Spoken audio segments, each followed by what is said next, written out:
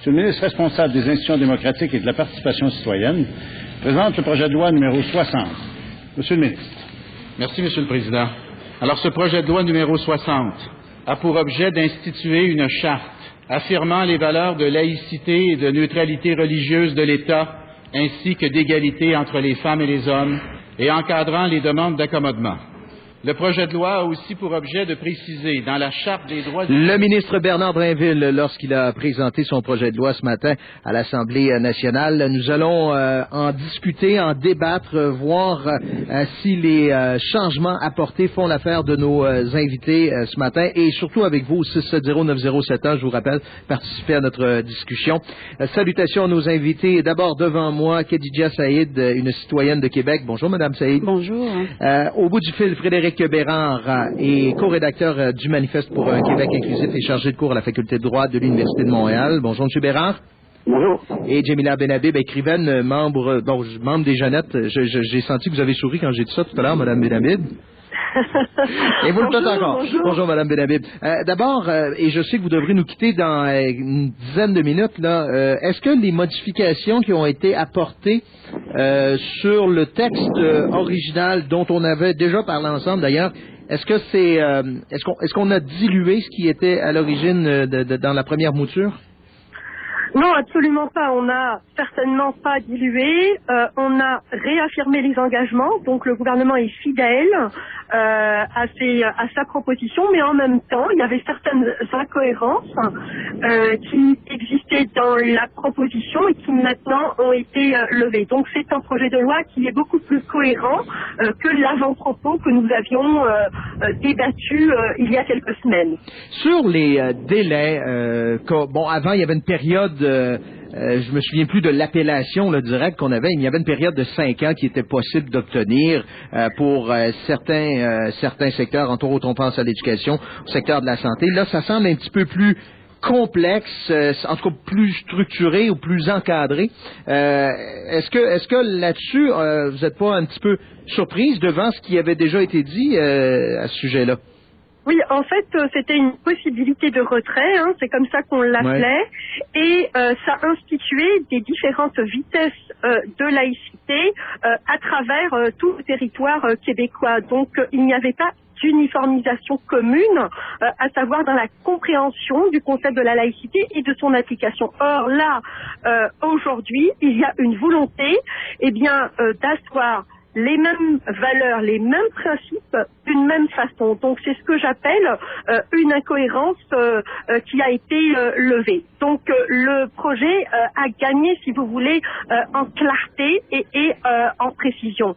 Donc il n'y aura plus ce type d'échappatoire. Maintenant, en effet, il existe au Québec une certaine complexité qui n'existe pas ailleurs. Par exemple, dans des pays comme la France, la Belgique, la Suisse, je me réfère en particulier aux hôpitaux confessionnels. Nous avons des hôpitaux juifs qui n'existent pas dans différents pays et ça prend une attention particulière. Donc, il va falloir trouver, imaginer des solutions créatives à cet effet pour en même temps respecter donc ces hôpitaux-là, ces hôpitaux qui ont de toute façon une mission confessionnelle, mais aussi la volonté collective du peuple québécois de séparer le pouvoir politique et le pouvoir religieux, avec bien entendu tout ce que ça implique en matière de laïcité, d'égalité entre les femmes et les hommes, de respect aussi de la diversité et de la liberté de conscience. Donc il y a, si vous voulez, un exercice d'équilibre à faire et j'estime que le gouvernement l'a bien mené jusqu'à maintenant.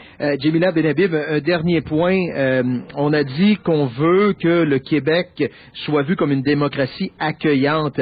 Or, dans le volet là où on parle de la période d'adaptation, on dit que les nouveaux employés de l'État devront se soumettre dès maintenant à la charte. Est-ce qu'il n'y a pas là un double discours? Non, il n'y a pas là un double discours, il y a certainement une clarté.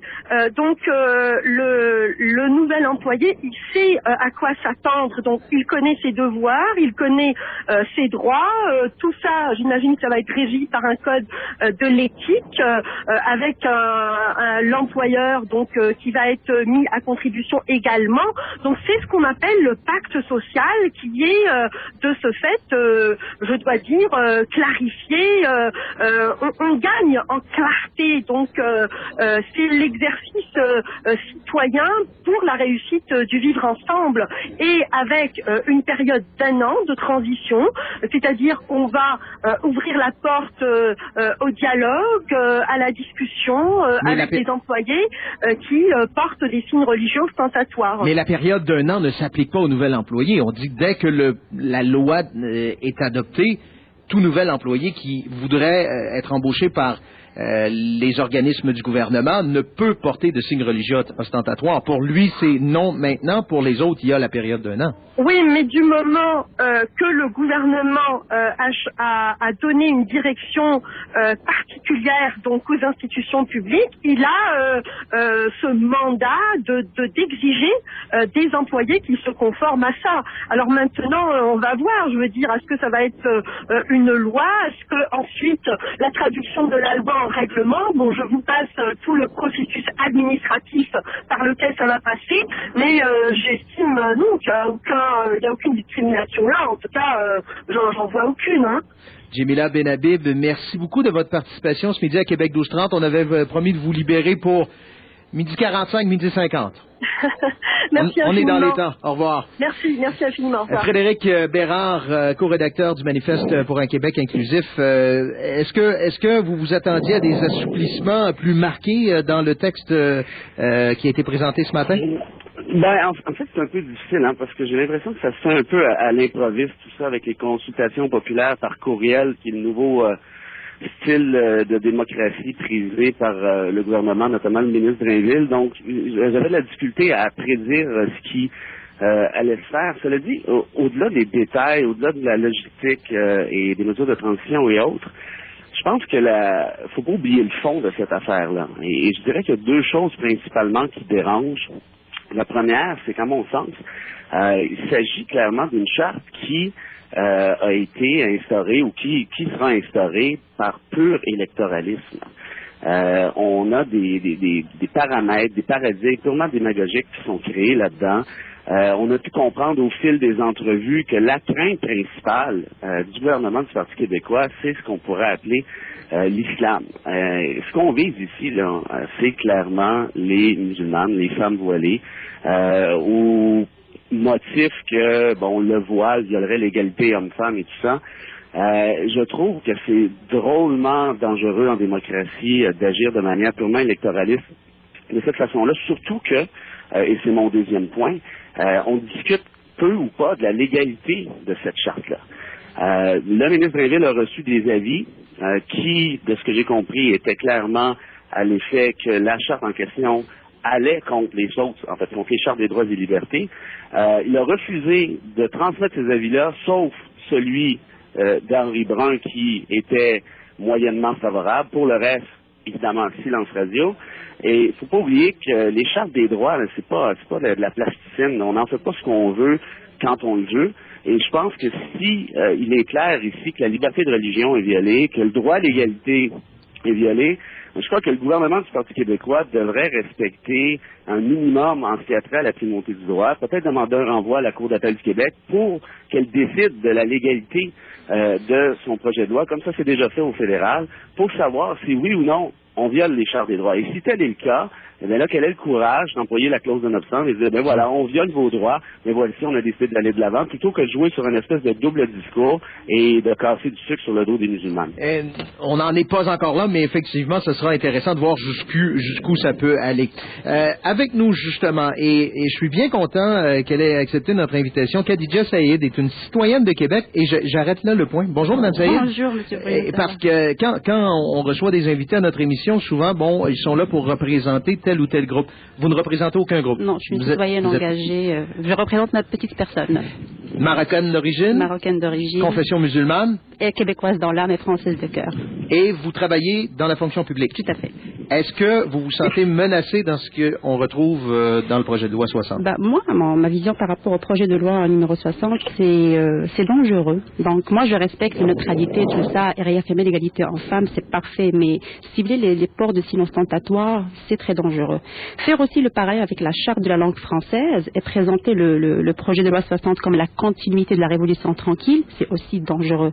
On va se rappeler, tout le monde va se rappeler que dans les années 70, quand on voulait défendre la charte de la langue française, donc on a été à la rescousse de la Commission des droits de la personne pour dire, écoutez, nous avons besoin de votre appui. Aujourd'hui, elle est sortie avec un avis défavorable pour dire, écoutez, ça viole les droits prioritaires. Ça, c'est mes premiers points. Le deuxième point, c'est la période d'adaptation d'1 an. Donc, les nouveaux embauchés ne vont pas être assujettis à ça. Il est où l'égalité de droit dans une société de droit et de démocratie? Donc ça me dérange beaucoup. J'aimerais, je ne sais pas si vous pouvez vous substituer à des amis, à de la famille que vous avez au Maroc. Bon, je spécifie que vous ne portez pas le voile, mais le signal que ça envoie, j'ai posé ma question tantôt à Mme Benhabib, est-ce que ça envoie le signal d'inclusion quand on dit, dès votre arrivée au Québec, vous ne pourrez pas travailler dans la fonction publique si vous portez votre voile? Est-ce que ça peut avoir ce signal-là? Ben oui, ça peut avoir ce signe-là. Il faut dire aussi que les personnes qui arrivent ici avec un signe ostentatoire, qu'on appelle ostentatoire, c'est leur libre choix d'abord, c'est que ils veulent travailler dans la fonction publique, et j'en connais plusieurs, pour rendre à la société qui leur a accueillis, qu'ils ont choisi, ce qu'elle a donné, donc le fait de les être accueillis. Donc se voir, exclus de la fonction publique du fait d'un code vestimentaire, ça n'a aucun bon sens. Et dire que la personne, elle n'est pas neutre, non, la personne, elle est neutre. Donc du moment qu'elle affiche pas ses couleurs politique. Donc là aussi, j'ai un autre argument par rapport à couleur politique. Moi, je dis, quand les directeurs des cabinets de Mme Marois ou de n'importe quel ministre, Premier ministre, quand il finit son mandat et intègre la fonction publique, il est dans la haute fonction publique, on connaît très bien ses couleurs politiques. Donc malheureusement, est-ce que la charte va s'appliquer à eux? J'ai posé la question à M. Bernard Draville, il n'avait pas de question pour moi. Pour moi, je leur fais totalement confiance parce qu'ils vont faire leur travail avec professionnalisme.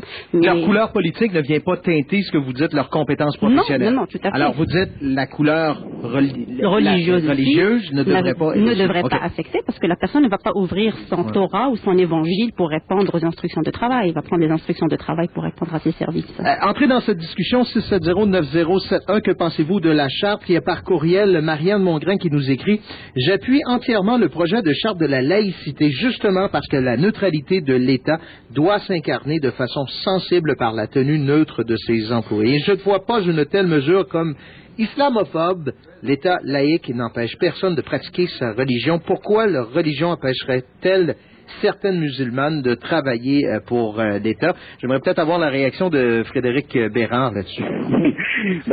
Écoutez, la question, c'est que si on part de la prémisse que toute femme musulmane porte son voile de manière obligatoire et oppressive, c'est une chose. Et c'est ce qu'on essaie de nous envoyer comme message. Moi, ce que j'ai compris, quand vous êtes un spécialiste de la question, c'est qu'il y a plusieurs femmes musulmanes qui portent le voile par choix. Et ce choix-là est protégé par les chartes des droits. Et qui sommes-nous pour obliger ces dames à retirer leur voile? Et j'ai l'impression qu'on casse du sucre sur leur dos, parce qu'évidemment, d'un point de vue électoraliste, c'est rentable. Et l'autre chose qu'il ne faudrait pas oublier, c'est que l'État québécois est déjà laïque. Les institutions québécoises sont laïques, sauf peut-être le crucifix à l'Assemblée nationale. Mais pour le reste, est-ce que la laïcité doit passer par chacun des individus? Est-ce que la laïcité doit passer par le code vestimentaire de chacun des individus qui forment cette société? Je crois pas. Mais ne fallait-il pas, M. Bérard, encadrer, et ça, j'ai l'impression que tous les partis font consensus là-dessus, il fallait encadrer les demandes d'accommodement.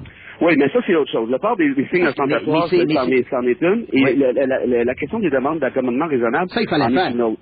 Oui, peut-être qu'il fallait le faire. En fait, probablement qu'il fallait le faire, mais encore faudrait-il se baser sur des chiffres, sur des faits. Vous voyez, au ministère des Transports, 5 millions de demandes de permis de renouvellement l'an dernier. Là-dessus, combien de demandes d'accommodement raisonnable? 5. Vous voyez, c'est quand même excessivement minime, et j'ai l'impression qu'on a monté tout ça en épingle, un peu comme l'avait fait la DQ, si on se souvient, avec l'histoire des Rouville en 2007.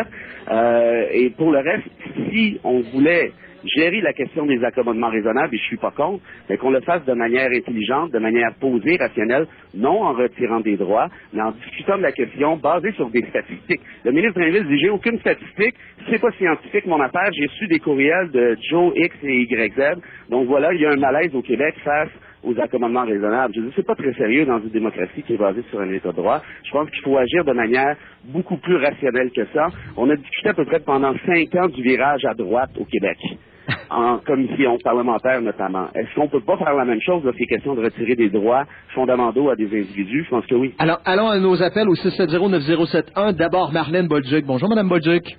Oui, bonjour, Monsieur Savard. On vous écoute. Est-ce que vous m'entendez bien? Très bien. Oui, bon. Écoutez, moi, c'est une question qui n'a pas nécessairement rapport avec la charte, là. Mais ici, beaucoup de gens perçoivent le voile comme un signe d'aliénation, je crois, de la femme. J'aimerais savoir, dans la religion musulmane, quelle est la symbolique du voile? Je l'ai jamais entendu sur aucun débat. Ben, je ne sais pas si je peux me permettre, Mme Saïd. Moi, ce que je dis par rapport à ça, c'est nous voulons un État laïque pour que chacun fait l'interprétation de sa religion comme il veut, donc du respect de la loi. Donc, si vous voulez, Mme Bolduc, avoir l'interprétation du voile dans la symbolique, il faut parler avec des femmes qui le portent. Et moi, ce que je dis, donc il est recommandé à la femme de le porter. Il ne faut pas oublier que la recommandé à la femme de porter quoi? Tout à fait. Donc, selon la religion musulmane. Si elle souhaite le porter, qu'elle le porte. Si elle ne le souhaite pas, elle ne le porte pas. En Arabie Saoudite, on impose à la femme de le faire. Et là, moi, je demande à Mme Benhabib, je lui ai dit, on peut aller ensemble pour les libérer, ces femmes-là, et pour le permis de conduire. C'est une autre affaire. Vous, c'est une autre... Je ne me souviens pas de votre nom, là. Saïd, Mme Saïd. D'après vous, quelle est la symbolique de ce voile? C'est une pratique religieuse, madame, et une femme, en fait, qui veut, en fait, se rapprocher de... Parce que c'est la religion de la majorité, ici, dit-on, un peu comme le crucifix. C'est symbolique. Je ne peux pas faire le parallèle, mais c'est une pratique religieuse. Qu'est-ce que ça représente, de se couvrir les cheveux? Il doit y avoir un lien avec... Il faut se rappeler que la Vierge Marie aussi, elle couvrait les cheveux. Donc, l'islam, ça vient une continuité de la chrétienté. Donc, je pense qu'il faudra peut-être refaire une émission. De l'époque, le voile était porté chez les femmes. Madame Bolduc, merci beaucoup de votre appel. Je comprends l'intervention, mais ça va peut-être sur un autre sujet, ça. Mathilde Jutras est en ligne. Bonjour, Madame Jutras. Bonjour. On vous écoute. Alors, au début, quand j'ai entendu parler du projet de loi, je trouvais ça, mon Dieu, je trouvais ça épouvantable. Il me semble qu'il y avait d'autres choses à s'occuper présentement au Québec, d'autres problèmes. Mais finalement, à force d'écouter les débats, au début, j'étais contre, mais maintenant, je suis tout à fait pour. Qu'est-ce qui a changé? Et très radical. Et je vais vous dire, moi, je pense, et je suis pas toute seule à le penser, mais je vais le dire, même si ça peut avoir l'air de naïf. Moi, j'ai vraiment peur de la montée de l'islamisme dans le monde, n'importe où, partout. Ici, au Québec? Ici, on est plus tolérant qu'ailleurs, alors on va se faire peut-être avoir plus qu'ailleurs. Et je crois que les femmes qui portent le voile, celles qui l'ont, là, je pense qu'elles ne le savent pas. Elles sont des porte-étendards parce que si vous remarquez, c'est toujours des femmes musulmanes qui viennent nous parler, comme ce midi à la radio. C'est jamais les hommes qui viennent nous expliquer. Nous avons, Madame Jutras, je dois préciser cependant que la dernière fois que nous avons fait une émission sur la charte, c'était Monsieur Rachid Rafa qui était là pour nous parler.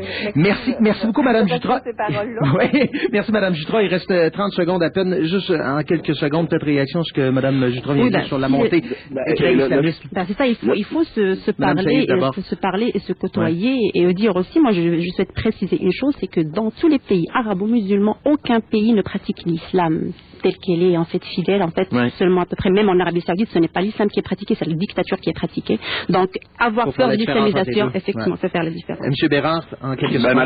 Madame nous dit que le Québec est beaucoup plus tolérant qu'ailleurs, mais je dirais que ce sera le seul endroit en Amérique du Nord où quelqu'un pourra perdre son emploi pour une cause vestimentaire. Monsieur Bérard, merci beaucoup de votre participation à Québec 1230 aujourd'hui. Frédéric Bérard est co-rédacteur du Manifeste pour un Québec inclusif et Khadija Saïd, citoyenne de Québec. Merci de votre participation. Je vous en prie, merci à vous. Au revoir. Merci de votre participation. Je vous en prie, merci à vous.